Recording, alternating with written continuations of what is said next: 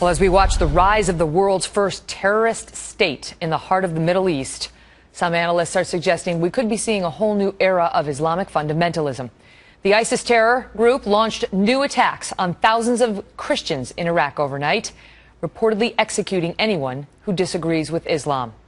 In Afghanistan, the Taliban actually cut off the fingers of some men who were brave enough to vote in that country's ongoing elections. In that country, you dip your fingers in ink when you cast a ballot, making them easy targets for the Taliban. The barbarism. You remember, of course, the story of Maryam Ibrahim, a woman sentenced to death and forced to give birth in prison for simply marrying a Christian man professing her Christian faith. By the way, we have an update on her, which is positive tonight. Just last night, at least 21 people were killed in an explosion in Nigeria as they prepared to watch their team play in the World Cup. And that's the same country where some 300 schoolgirls were kidnapped just months ago by a group that reportedly just snatched another 90 villagers recently in the same area, Boko Haram. Retired Air Force Lieutenant General Tom McInerney is a Fox News contributor. General McInerney, good to see you. And so that's the question, is whether we are now seeing, contrary to the representations on the campaign trail during the last presidential race from our commander-in-chief, a dramatic rise in terrorism and al-Qaeda affiliated groups. Absolutely, Megan. There has been a dramatic rise in radical Islam sweeping across not only the Middle East, but Central Africa. You just showed a couple scripts on Nigeria. Boko Haram kidnapped 300 women. What does Boko Haram mean? Western education is a sin. They are affiliated with al-Qaeda in Iraq. You go into North Africa, what's going on in Libya today, what's going on in Syria and sweeping into Iraq. Clearly, it has got its global nature to it, including Afghanistan, where the Taliban are really de facto radical, not de facto, they are radical Islamists associated with al-Qaeda. So it is a very dangerous ideology that is growing because they have been successful. And I also believe, Megan, because we have been giving indications of withdrawal. Iraq, 2.5 years ago. Afghanistan, coming the end of this year. We are sending signals to radical Islam around the world that we are leaving the battlefield. But let me challenge you on that. I mean, if we hadn't gone into Iraq, if we hadn't gone into Afghanistan, I mean, these people, they hated us before 9/11, and they would have continued to hate us. What about U.S. policy has caused these groups to rise? Is it something we've done as a country, or isn't it more about who we are and what we believe in that just causes them to hate and now causes them to grow? It's who we are. Boko Haram, Western education is a sin.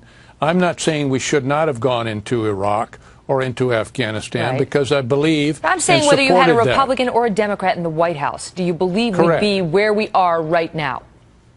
Yes, except if we left a force behind in Iraq, I think we would have been able to keep a stability in there and balance as they make this transition. When we pulled out, and Maliki, who was clearly inclined and a proxy for Iran, and he got rid of all the Sunnis. That's what's creating the problem here today, and that's why, look, Turkey, Saudi Arabia, the Emirates, Qataris, Kuwaitis are supporting ISIS. They are funding them. And so we're now caught in the middle of a war between the Shia and the Sunnis. And we've got to realize, let's let them fight this war out.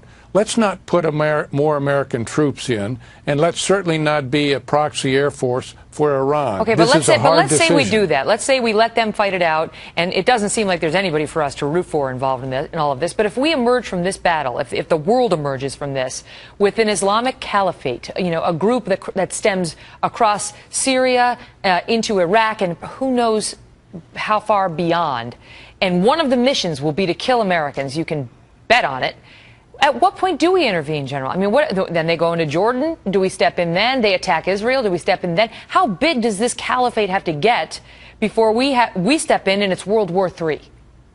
Well, I don't think it's going to be big because the Iranians are already stepping in, and there's going to be a fight between the Shia, the Iranians, and those Iraqis, and the Sunnis that are composed of those nations that I'm talking about. That caliphate is not going to expand exponentially like people think it is. There is a big fight coming on between them. Let the Muslims sort this one out. If it gets out of control and they have a large force, that plays right into our strength. Force on force is where we win. It took us 21 days to take Iraq down. We'll win that fight, Megyn. What could we be doing differently here at home when it comes to this expansion of radical Islam? Excellent question. Know thy enemy. Let's understand this threat we're at. This administration has a different view. I'll give you an example. Major Nidal Hasan, workplace violence. Even though he's convicted and given the death sentence, the Army still has not said that that was a terrorist act and awarded those people wounded and killed with the Purple Heart and the appropriate awards. If you go into any of the curricula in the FBI and DOD, they've taken the word Islam and radical Islam out of it. So we are not acknowledging that this is a very dangerous ideology that we are fighting. We are looking the other way. We are too politically correct, and we must change that. It's interesting. I mean, we've certainly seen in Iraq this month that leaving the war doesn't really end it, and erasing Islam from these textbooks doesn't get rid of the ideology. General McInerney, good to see you. Thanks, Meg.